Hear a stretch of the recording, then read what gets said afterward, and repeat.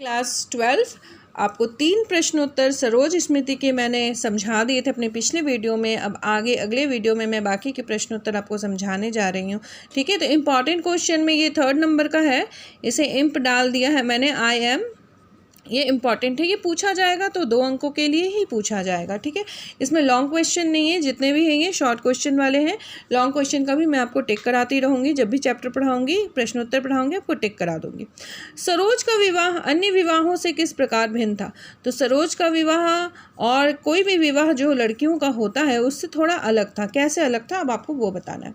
सरोज के विवाह की अन्य विवाहों से भिन्नता कैसे है वो बताइए। तो सरोज का विवाह अत्यंत सादगी से संपन्न हुआ, कोई ढोल नगारा नहीं, कोई शोर नहीं, कोई गाना बजाना नहीं, बिल्कुल सादगी से शांत रूप से यह विवाह कराया गया था। उसमें कोई बड़ा समारोह आयोजित भी नहीं किया गया, तो कोई बड़ा फंक्शन नहीं हुआ था, बिल्कुल शांत तरीके से। और इसमें सरोज के विवाह में कोई आत्मीय स्वजन, कोई रिश्तेदार भी उपस्थित नहीं हुए थे जैसे आम शादियों में होते हैं। जबकि अन्य विवाहों में वर वधू के बहुत सारे सगे संबंधी शामिल होते हैं। यहाँ पे जो मौन था, यानी कि शांत मौन मुखरित हो उठता है, मौन गीत और मौन रूप से या सादगी से शादी हो जाती है। और सबसे बड़ी चीज़ कि यहाँ पे लेखक की पत्नी भी उपस्थित नहीं थी, जिनकी मृत्यु हो चुकी थी। सरोज के विवाह में आर्थिक अभाव के कारण सगे संबंधियों को आमंत्रित नहीं किया गया था, जबकि अन्य शादियों में सारे सगे संबंधी बुलाए जाते, तो काफ़ी गरीब थे वो, इसीलिए लोगों को बुलाया नहीं गया। ये आप लिख लीजिएगा, पहला पॉइंट मैं यहाँ टिक करा देती हूँ। ये फर्स्ट पॉइंट है, आप ये मान लीजिए। ठीक है, इसके बाद ये सेकंड पॉइंट है, ये मान लीजिए। अभी थर्ड पॉइंट ये मान लीजिए। और विवाह में रात दिन कभी भी मंगल गीत गाया और रंग भरे मनोरंजन कार्यक्रम नहीं हुए, जबकि अन्य किसी विवाह में हास्य विनोद भरे मनोरंजन कार्यक्रम भी होते हैं और विभिन्न रस्मों पर भी मंगल गीत गाए जाते हैं।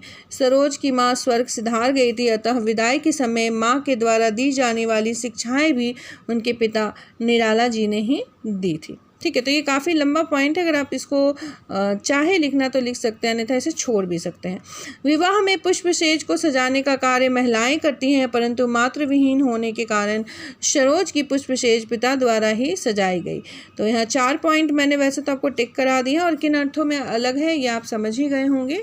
माँ के द्वारा जो शिक्षाएँ दी जाती है पिता ने दी, माँ के द्वारा जो सेज सजाई जाती है वो पिता ने सजाई, आर्थिक अभाव के कारण लोग नहीं आए, अत्यंत सादगी से यह विवाह संपन्न हुआ, रिश्तेदार यहाँ पे बिल्कुल नहीं थे, बिल्कुल शांतिपूर्वक ये शादी हो गई थी।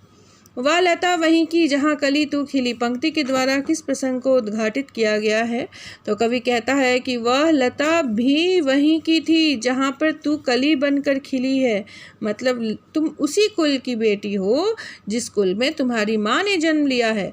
इस पंक्ति के द्वारा इस प्रसंग को उद्घाटित किया गया है कि सरोज का अपना ननिहाल में ही पालन पोषण हुआ था। सरोज का उनकी माँ का जहाँ पालन पोषण हुआ वहीं पे वो उनका पालन पोषण हुआ था। वह उसी कुल में एक कली के रूप में विकसित हुई, जिसमें उसकी माँ एक लता के रूप में पल्लवित पुष्पित हुई थी। यहाँ उसकी माँ को पल्लवित पुष्पित कहा गया क्योंकि उसकी माँ के द्वारा सरोज का जन्म हुआ, परंतु सरोज एक कली के रूप में ही विकसित हुई, शादी हुई परंतु मृत्यु को प्राप्त हो गई, इसीलिए उसने किसी बच्चे को जन्म नहीं दिया और फूल पुष्पित और पल्लवित नहीं हो पाए, किसी फूल को जन्म नहीं दे पाई।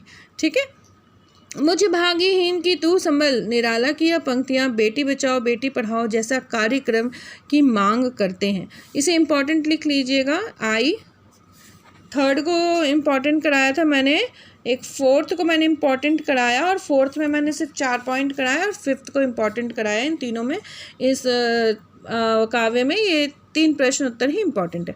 निराला जी इन पंक्तियों में अपनी पुत्री सरोज को संबोधित करते हुए मुझ भाग्यहीन पिता की एकमात्र तू ही सहारा है यह कहते हैं, क्योंकि उनकी पत्नी उनके साथ नहीं थी। और निराला जी अपनी पुत्री को अपने विगत के समस्त पुण्य कर्म, अपने पूरे जीवन का पुण्य कर्म अर्पित करते हुए कहते हैं, श्रद्धांजलि देते हैं। इस तरह से बेटी बचाओ और बेटी पढ़ाओ जैसे कार्यक्रमों की मांग करते हैं कि हमें बेटियों को बचाना चाहिए और बेटियों को पढ़ाना चाहिए।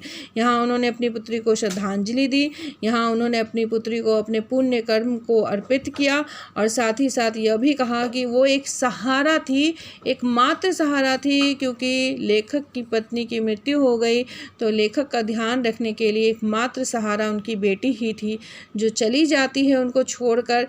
इस बारे में कहते हुए अपने सारे पुण्य उसे अर्पित करते हैं, श्रद्धांजलि देते हैं। और इससे ये भी हमें जो कार्यक्रम है बेटी बचाओ बेटी पढ़ाओ उसकी मांग बढ़ती है। क्यों? क्योंकि बेटियां अगर ना हो तो घर बिल्कुल खाली होता है और आपके जीवन से वो बेटियां अगर चली जाएं तो आपका जीवन बिल्कुल सूना हो जाता है। बेटियों को बचाना चाहिए, बेटियों को पढ़ाना भी चाहिए।